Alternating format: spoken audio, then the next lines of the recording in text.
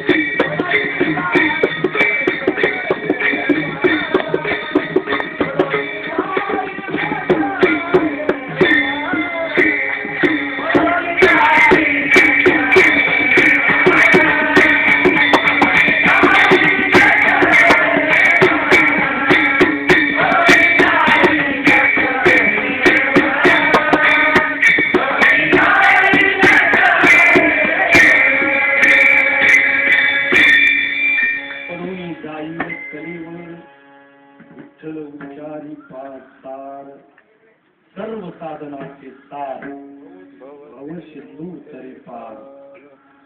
काय सर्व साधनाचं नामचिंतन हे विठ्ठलाचं नाम हे सर्व साधनाचं सार.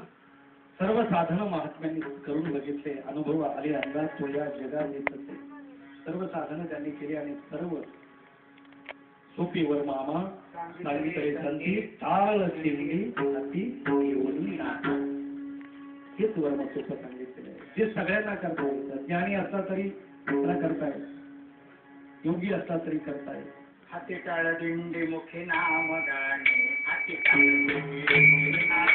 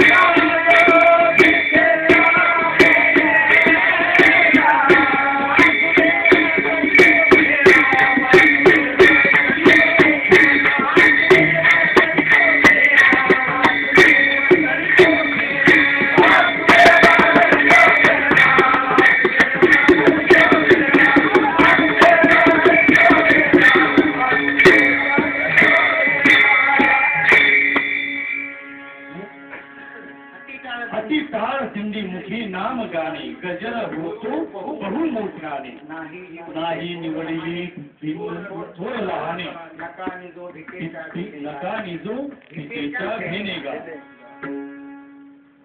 वासुदेव तो फेरा वाडियात बाहेर जारा, कोणी काहीतरी दान पुण्य करा, त्या जाभने जातरी जातो. वासुदेवामध्ये म्हटलं की सगळ्यांना जे करता येतं, टाळ दिंडी मुखी नाम गा. नामासारखं सर्वश्रेष्ठ साधन दुसरं कोणतं आहे, जे स्वतः संतांनी अनुभवलेलं आहे, घेतलेलं आहे. निजनिष्ठे कसं घ्यावं नाम, पण निजनिष्ठे नाम घ्यावे. निष्ठेनं घेतलं पाहिजे, निष्ठा निष्ठी करून चालत. आम्ही नाम घेतो, भजन ते ओंगळ वाणी,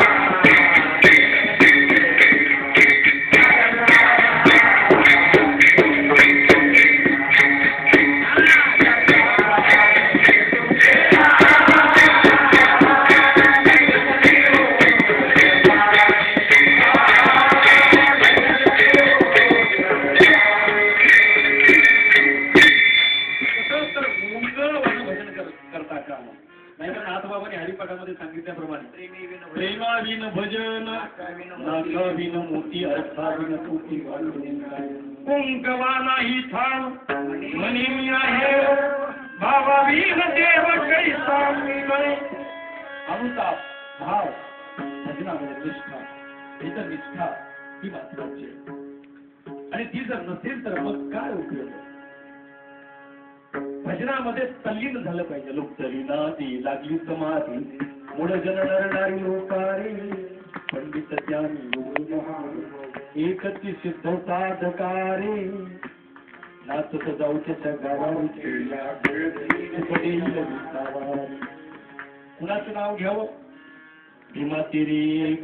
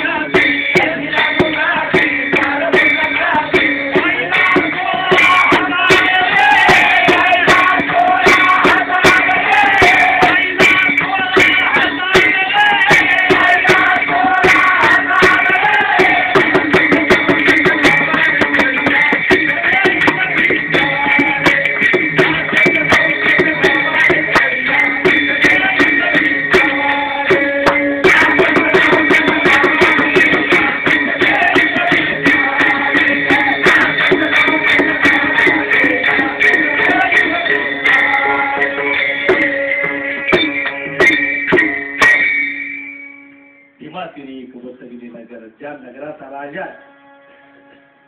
देहपुरीचा जो राजा आहे तोच तो विठेवरी बाई सखई करी कृपा किंवा विठ्ठला मुचे जीवन आगमन गमाचे नाटाच्या तो समची साजिरी असलेला समचरण सरोजम सांद्रलीला बुधावो जो तेव्हा त्याचं नाव पांडुरंग आहे, त्याचं नाव विठ्ठल आहे, त्याचं नाव हरी आहे. तो समसाम्य दृष्टी विटेवरी साजली तेथे माझ्या हरी त्याचं नाम चिंतन घेतलं पाहिजे. नाच धुंद हो लुप्तरीनाथी लागली समाधी म्हणून तर त्याने पुरुषांनी सुद्धा भजनाचाच नामचिंतनाचाच अंगीकार केलेला आहे. भज गोविंदम भज गोविंदम भज गोविंदम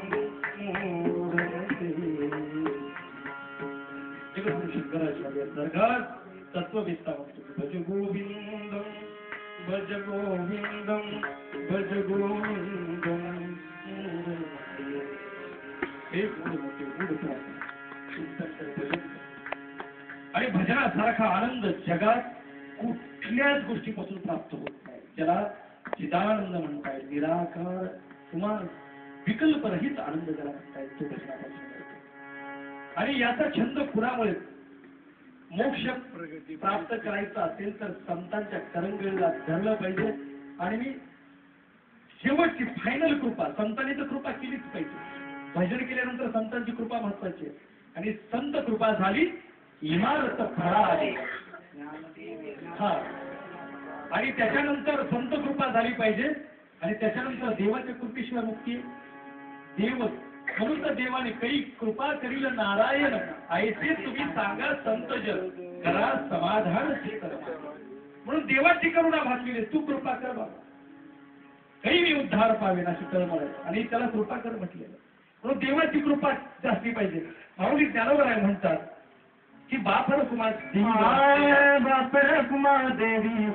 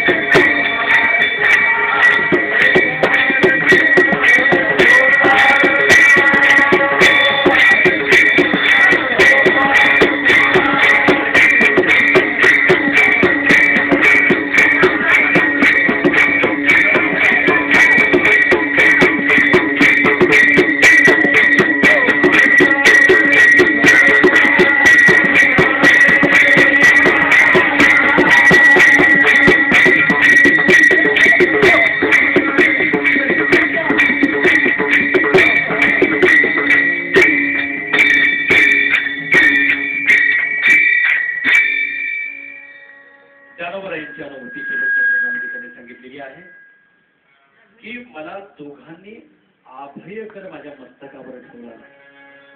एक तर त्रिगुरु रूपी असलेल्या परमात्म्याने, म्हणजे ज्ञानोबरायांनी गुरु आणि परमात्मा असं भिन्न मानलेलंच नाही. निवृत्तीनाथांना आणि मी परमात्मा याला वेगळं मानलेलं नाही. एक गुरुची कृपा आहे, शास्त्राची कृपा, देव गुरुची कृपा, संतांची कृपा, देवाची कृपा. त्या कृपा पाव्या लागतात. माऊली ज्ञानोबरायांना दोघांची सर्वांची कृपा झाली आणि दोघांची म्हणजे निवृत्तीनाथांची गुरुची कृपा झाली. आणि त्यानंतर मग अभय कर ठेवला. भिवू नको. आपल्याला धीर देणारा माणूस स्वतःवा लागतो. चल पुढे, धीर भिवू नको, लाग कामाला असं म्हणणारा माणूस लागतो. धीर दिल्यानंतर जास्त बळ होतं. योग मार्गामध्ये सुद्धा माऊली ज्ञानोबरांनी सांगितले की ज्यावेळेस कुंडलिनी जागृत होते त्यावेळेस माणूस घाबरून जातो, विकलांग अवस्था होते. कुंडलिनी ज्यावेळेस जागृत होते आणि आपाना वायूच पूर्ण गटवून घ्यायचे, सगळा वायू गिळून टाकते, त्यावेळेस अशी स्थिती होते की आपण जातो की काय कासावी स्थिती होते. त्यावेळेस मावळजी ज्ञानोबरांचा धीर धर, तशी स्थिती काही काळ खंडापर्यंत राहील. पुन्हा म्हणून कोणीतरी पाठबळ देणार, धीर धर असं म्हणणार, अभय करा देणार, भिवू नको. तू करतो आहेस ना ते बरोबर, खरंच राहतात सातत्य. आणि सातत्याला संसारामध्ये सातत्याला महत्व, अभ्यासामध्ये सातत्याला महत्व आहे. कर्मामध्ये कोणतंही कर्म असो सातत्याला महत्व. आणि भजनाच्या बाबतीत सातत्य पाहिजे, निष्ठा आणि सातत्य, सतत सातत्य लागतं. आणि सातत्य झाल्यानंतर पुन्हा असा अभय देणारा कोणीतरी पाठीवर अशी थाप पाहिजे. अशी बाबा अडचणीच्या वेळेस मी आहे, पुढे येऊ नकोस, मार्ग सांगणारा पाहिजे. हे चुकलं बरं का, हे योग्य आहे, हे अयोग्य आहे, आता पुढे चल, थोडस पुढे जाऊ नकोस, पाठीमागे 2 पाऊल चल, असं सांगणारा मार्गदर्शक. म्हणून मार्ग त्या संत महात्म्याने दाखवला. माऊली ज्ञानोबरायांना मार्ग दाखवलेले कोण आहे? गुरु. आणि त्यानंतर शेवटचा जो हात आहे तो बाप रखुमादेवीवर आहे. तो हात त्याच्याशिवाय कल्याण होत नाही.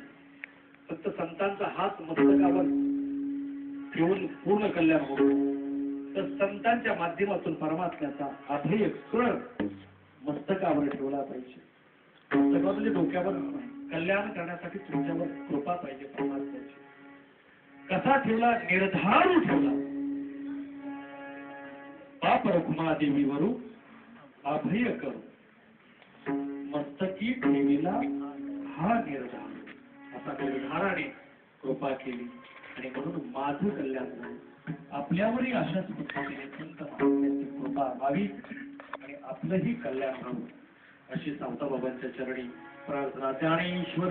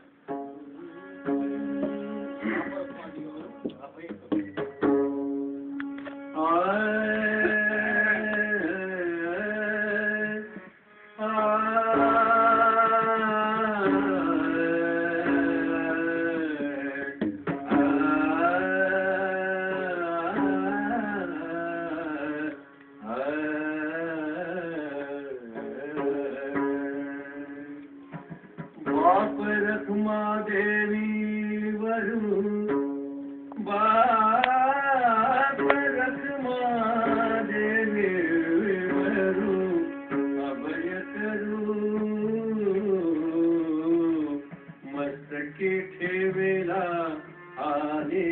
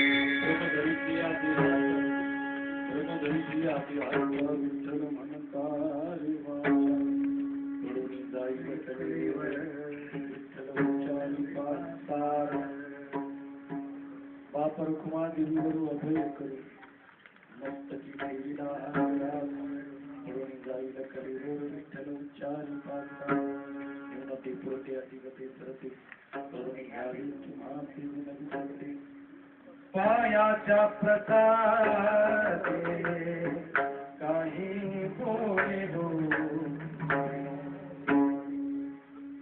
मज क्षमा करणे संती नोहे हा उपदेश तुमचे बडबडी दोषेश तुमच्या कृपेचे पोषणे जन्मोजन्मी तुका म्हणे जन्मोजन्मी तुका म्हणे. झालेली सेवा उपस्थित असलेल्या सर्व गुरुजन महाराज मंडळी जे उपस्थित आहेत, बाबा महाराज आहेत, शिष्य महाराज आहेत, इतर सर्व अधिकारी मंडळी आहेत, काळकरी वृंद, आपण सर्व उपस्थित असल्यामुळे या भगवत नाम चिंतनाला रंग आलेला आहे. खर तर सर्वांचा एक आत्मा झाला, रंग देवता भरते, रंग लाया रंगी तुका विठ्ठल सर्वांगी. भजनाची गोडी देव निवडी आपण. माझं निवेदन महत्वाचं नाही, महत्वाचं आहे ते भजन. कीर्तन याचा अर्थ काय? नाम संकीर्तन, याला कीर्तन म्हटलं जातं. निवेदन हे ओघाने येतं, पण खरंच जर कीर्तन असेल तर ते नाम संकीर्तन आहे, गुणसंकीर्तन आहे, रूप संकीर्तन आहे. ते सर्व संत वाङ्मयाच्या माध्यमातून प्रकट झालेले आहे आणि आपल्या सर्वांच्या उपस्थितीमध्ये सर्वांच्या सहकार्याने हे एक जीव होऊन झालेलं जे भजन आहे ते भजन माऊली ज्ञानोबा यांच्या चरणी समर्पित. ज्यांची पुण्यतिथी आहे ते भक्तराज असलेले धन्य ते रत्नाती ते खान जन्मला निधान सावतो सावता सागर प्रेमाचे आगर दरीला अवतार मारिया घरी किंवा मारिया ती कीर्ती कोळी आपली वंश उद्धरीला मारिया, वंश उद्धरीला मारिया सावता सागर प्रेमाचा आगर त्याने शांती शेवंती फुलवली. प्रेम जाई जुई व्याली सावत्याने केला मला विठ्ठल पायी गोविला गळा. त्यांचा जो मळा आहे तो मळा दोन प्रकारचा मळा आहे. मळ्यामध्ये कर्म म्हणून पाणी जाते फुलझाडा आणि शांती सेवंती आधी फुलझाड फुलबाग जशी फुलवली तशा पद्धतीने आमची ही तिरूपी फुलबाग फुलली पाहिजे. बाबाने दोन्ही प्रकारची फुलबाग फुलवलेली आहे. एक तर शेतीच्या रूपाने फुलबाग फुलवली आणि शेतीत आणि या नरदेहात काहीच फरक नाही. ती ही माती आहे आणि ही माती आहे.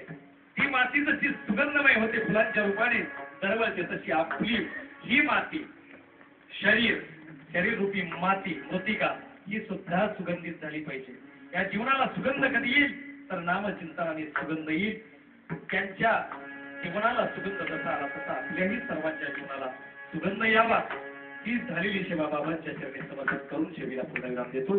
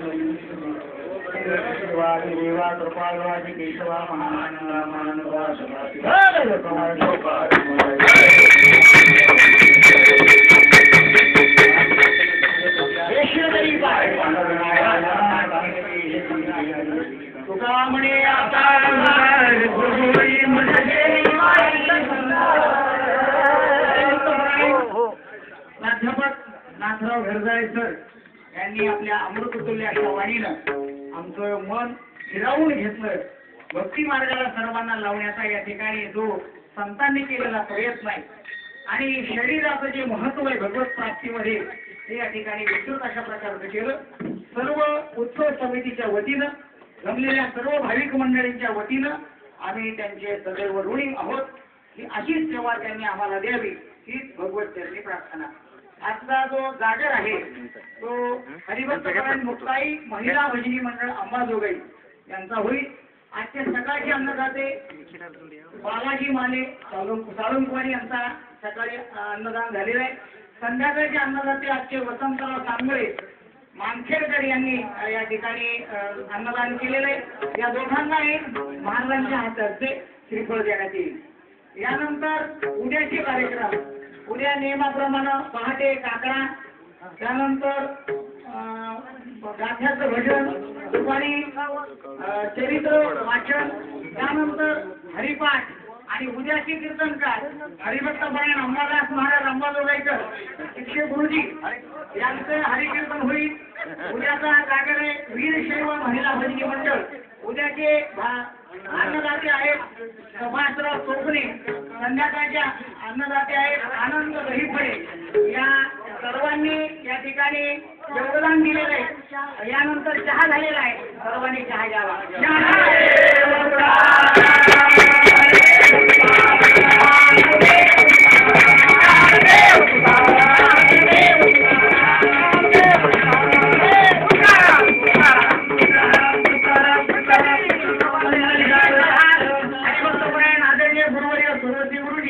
यांनी या ठिकाणी आपली उपस्थिती दर्शवली. रोजच ते येत आहेत. आज विशेष म्हणजे काय घेऊन वगैरे त्याबद्दल